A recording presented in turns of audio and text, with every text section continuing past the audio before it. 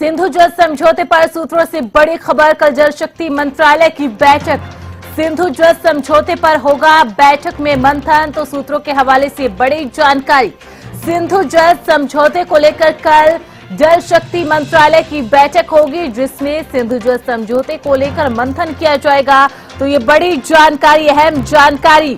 पहलगाम आतंकी हमले के बाद भारत ने सिंधु जल समझौते को स्थगित कर दिया था और पूरे तरीके से पानी पर भारत ने कंट्रोल किया, और उसके बाद देखा किस तरीके से भारत ने पानी के ऊपर कंट्रोल करके लगातार पाकिस्तान के अंदर बाढ़ की स्थिति भी देखने को मिली, तो सूखे की स्थिति भी देखने को मिली।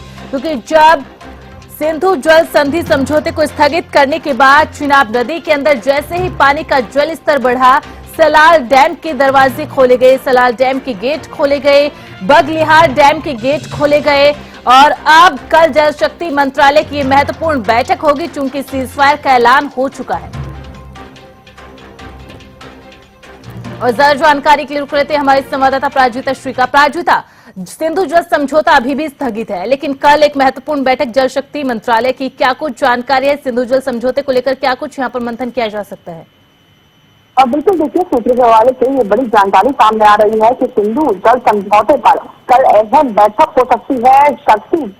जल शक्ति मंत्रालय यानी CR पाटिल अहम बैठक लेते हुए नजर आ सकते हैं। क्योंकि जिस तरीके से सिंधु जल समझौते की अगर बात करते हैं, तो पहलगाम आतंकी हमले के बाद जिस तरीके से कड़ा रुख अपनाती हुई सरकार, भारत सरकार नजर आई थी, वहीं इसे लेकर काफी विवाद भी दोनों देशों के बीच में देखने को मिला था।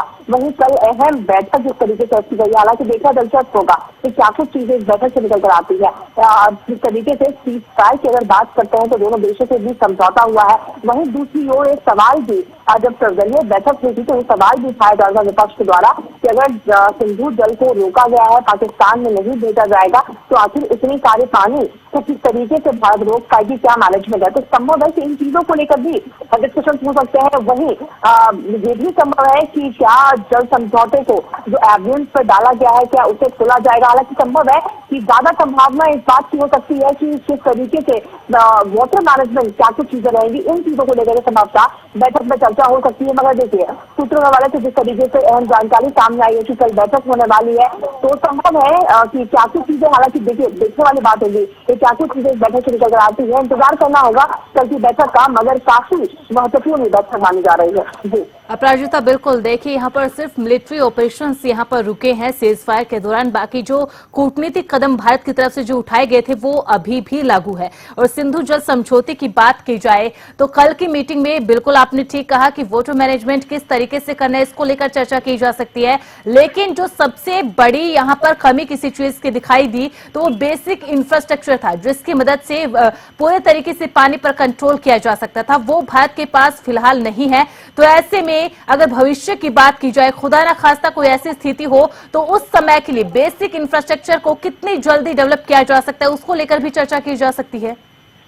अब बिल्कुल देखिए, संभावना है कि इन्हीं सब मुद्दों पर चर्चा किया जाएगा कि किस तरीके से, अगर यानी अभी तो फिर भी गर्मी का मौसम है, हमने हालांकि देखे भी थे किस तरीके से जो डैम के जो रास्ते हैं, गेट है, किस तरीके से कभी एक गेट को, कभी 6 से 7 गेटों को खोला गया था।